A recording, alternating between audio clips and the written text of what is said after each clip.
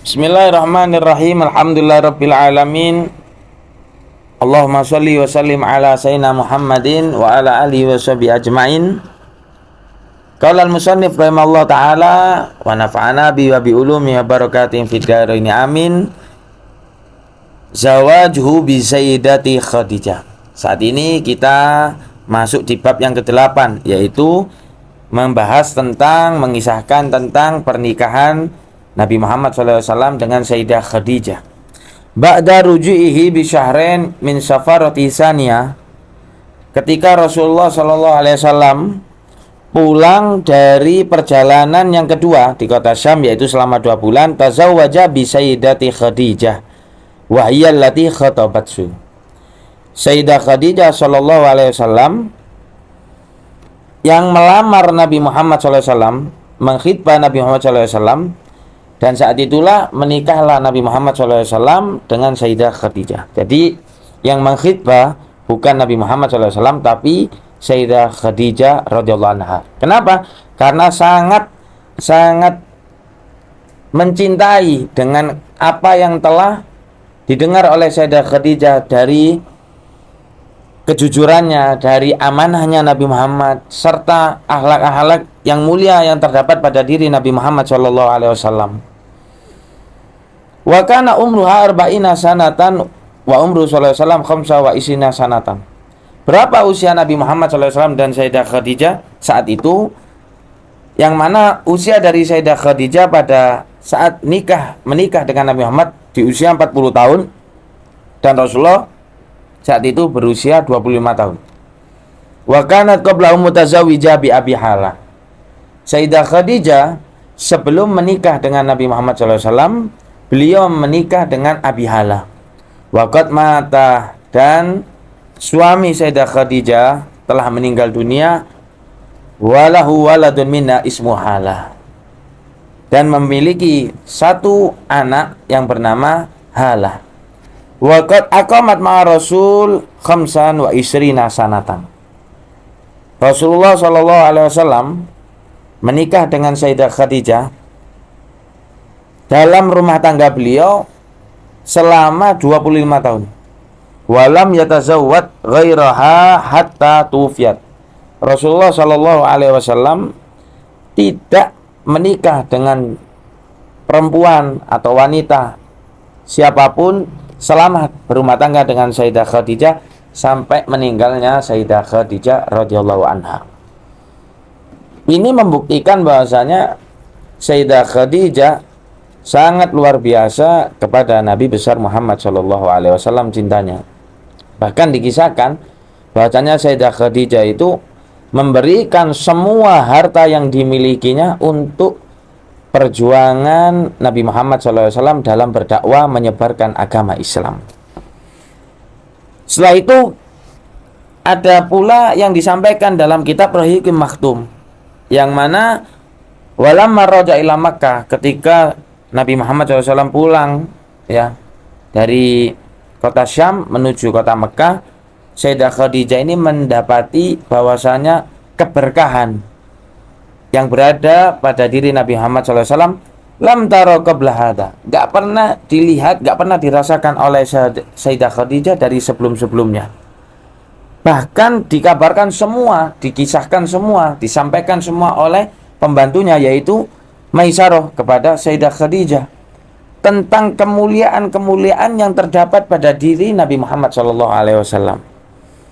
Kemudian bukan hanya itu saja, semua yang ada pada diri Nabi tentang syama'il karimah, tentang perangai-perangai, kemuliaan-kemuliaan akhlak yang ada pada diri Nabi Muhammad SAW, dan pikiran-pikiran yang sangat-sangat luar biasa, dan ucapan-ucapan yang jujur, serta pondasi keamanatan, keterpercayaan yang ada pada diri Nabi Muhammad SAW, ini semua disampaikan oleh Maisarah. Sehingga dari cerita tersebut Sayyidah Khadijah sangat-sangat ada rasa timbul cinta kepada Nabi Muhammad SAW. Sampai-sampai Sayyidah Khadijah ini memiliki sahabat yang bernama Nafisah bintu Munyah, yang mana Nafisah binti Munyain ini sahabat Sayyidah Khadijah untuk menyampaikan apa yang ada pada perasaan Sayyidah Khadijah ketika mendengar cerita Maisarah tentang Nabi Muhammad SAW.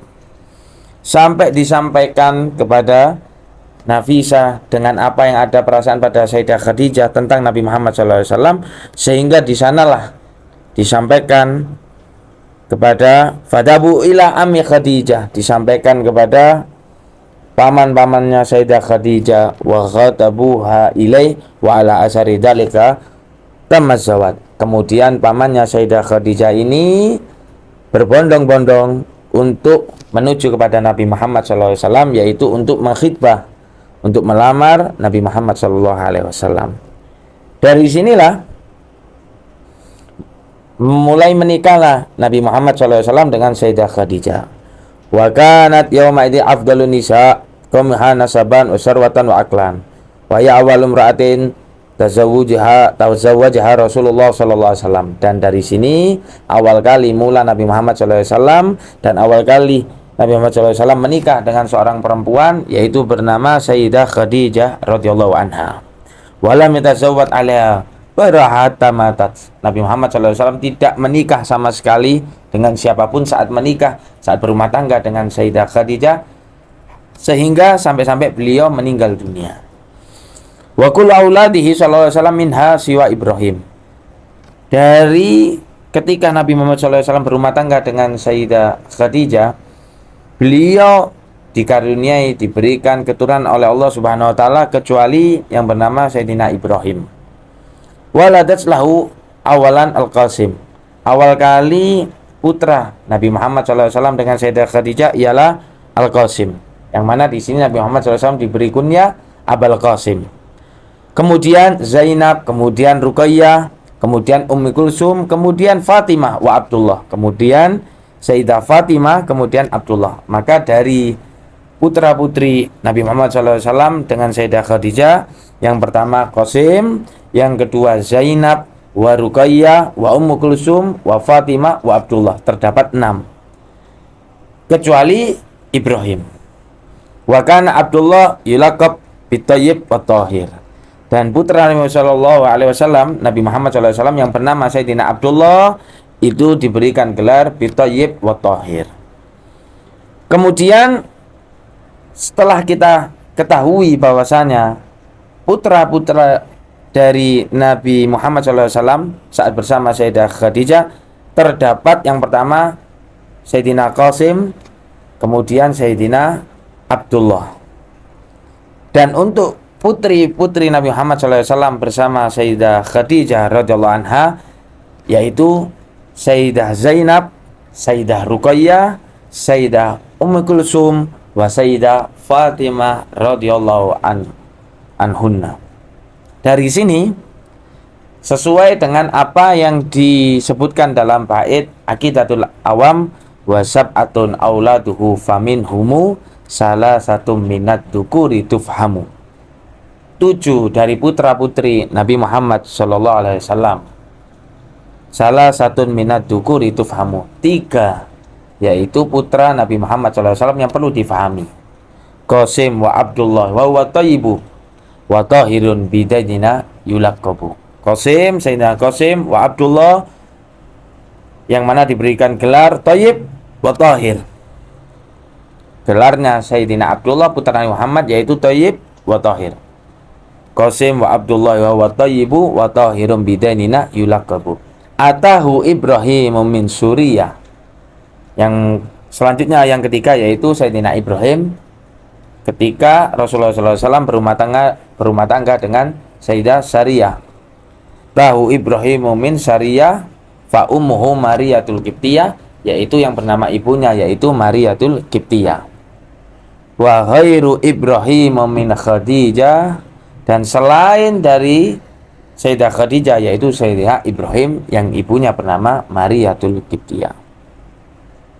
Kemudian wa arba'u minal inasi tudkaru, 4 putri Nabi Muhammad SAW yang disebutkan ridwanu rabbi lil jami' yudkaru, mendapatkan rahmatnya Allah, ridhonya Allah Subhanahu wa taala dari semua putra-putri Muhammad sallallahu alaihi wasallam. Fatimatuz Zahra uba'luha Ali, Sayyidah Fatimah yang memiliki suami yaitu Sayyidina Ali, Fatimatuz Zahra uba'luha Ali, wabnahuma sibtani fadluhum jali, memiliki dua keturunan yang mulia yaitu Sayyidina Hasan wal Husain.